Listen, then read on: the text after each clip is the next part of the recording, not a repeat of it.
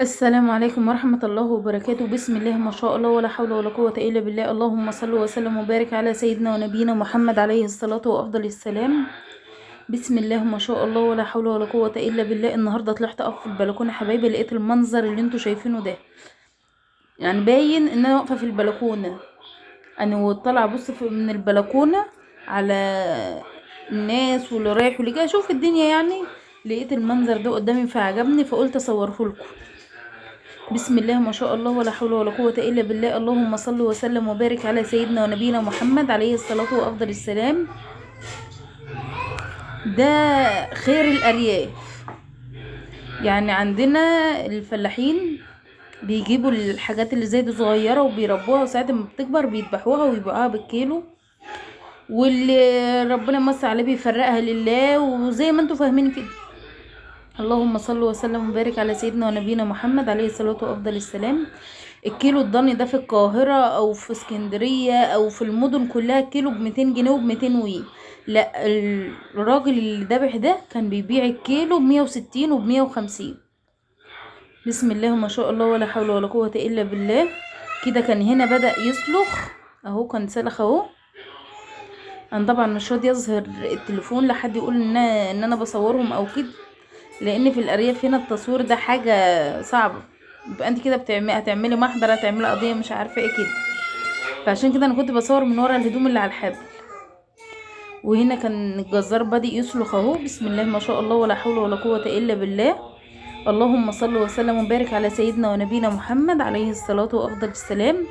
وده كان كبش، يعني خروف ذكر مش نتاية.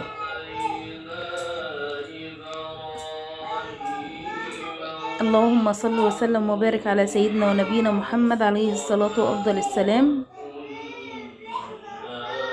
والله انا ساعه ما طلعت من البلكونه ولقيت المنظر ده، انا معرفش اصلا ان جيراننا هيذبحوا. ساعه ما شفت المنظر ده انبهرت، لان انا بفرح بالحاجات اللي زي دي قوي. بسم الله ما شاء الله. كان هنا سلخ كميه محترمه يعني.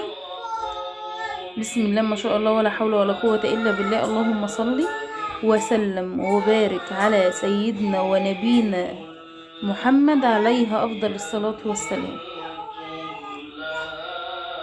هنا كان يعني بيعمل بسكينه شويه وبيعمل بايده شويه. الحته اللي عايزه تتعمل بالسكينه بيعملها، والحته اللي عايزه تتعمل بايده بيعملها. بسم الله ما شاء الله. هنا يعني حاجه ولا انضف من كده بصراحه. هما كانوا فردوا البتاع الحديد ده عشان يعلقوها عليه، وهوريكم برضو وهو معلق الذبيحه عليه. بسم الله ما شاء الله ولا حول ولا قوه الا بالله. زي ما قلت لكم، هو المنطقه اللي عايزه تتعمل بالسكينه بيعملها، والمنطقه اللي عايزه تتعمل بايده بيعملها. وسبحان الله كل واحد شاطر في مهنته. وهنا كان علقها اهو زي ما انتم شايفين. مش عارفه بصراحه بيقولوا عليها ايه البتاع الحديد دي، مش عارفه بيقولوا عليها ايه. وهنا كان معلق الكبش عليها، الخروف عليها، بلاش الكبش عشان ممكن محدش يكون عارف الكبش دي قوي. كبش يعني ذكر كبير. بسم الله ما شاء الله ولا حول ولا قوة الا بالله. هنا بقى هيبدأ يفتح عشان ينزل ايه الحاجات اللي في الكرشة والحاجات اللي في بطنه، عشان يسهل عليه الشغل، ما يبقاش تقيل عليه، يعرف يحركه، يعرف يشيله، يعرف يحطه كده. بسم الله ما شاء الله ولا حول ولا قوة الا بالله. اللهم صل وسلم وبارك على سيدنا ونبينا محمد عليه الصلاة وافضل السلام. وهنا كان بدأ يفصل كل حاجة عشان ايه ينزل الكرش او ينزل المنبار والشراميط والغربال. كل الحاجات دي بتبقى في البطن، كل الحاجات دي بتبقى في البطن بس، والكبدة والقلب والطحال والفشة وكل حاجة. كان بيحط في الجردل ده الكبدة اهو زي ما انتم شايفين اهو. بسم الله ما شاء الله ولا حول ولا قوة الا بالله. اللهم صل وسلم وبارك على سيدنا ونبينا محمد عليه الصلاة وافضل السلام.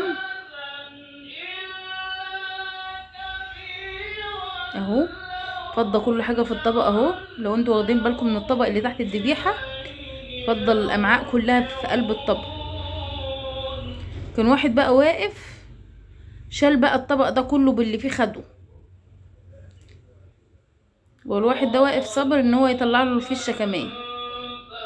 اهي الفشه اهي شايفينها، بسم الله ما شاء الله ولا حول ولا قوه الا بالله. اهو طلع الفشه اهو. اتمنى منكم لو الفيديو عجبكم، اتمنى منكم شير ولايك، واستنى مني كل جديد، وان شاء الله هنزل لكم الافضل والاحسن.